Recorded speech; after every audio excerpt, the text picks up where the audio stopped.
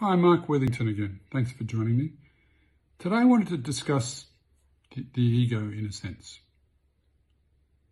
You know, life is a series of decisions or choices. And the choices that you make determine where your life goes and what you end up doing.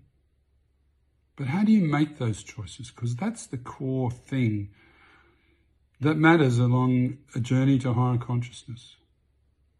Now, you are like a computer in a sense. You have two operating systems that you can turn to. You can make those choices and decisions from your ego, or you can make them from your heart. But most of us are on a kind of remote control, and we've been taught, these are your beliefs, and a lot of them are subconscious. And so we're ruled by our egos. And we don't really make that many decisions from our heart. And if you're like I was, you'll tend to suppress the heart and make decisions from your ego. I certainly was that for many years.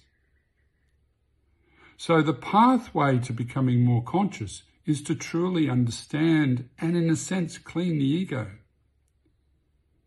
Now, people talk about having a healthy or an unhealthy ego. To my way of thinking, the ego can actually be dissolved, and that's a path I've been on. So I like to consider the ego as optional. I like to think we can all have an optional ego. One that you can pull out in certain circumstances if you need it, or you can live without it most of the time because you don't need it, because essentially you're living from your heart.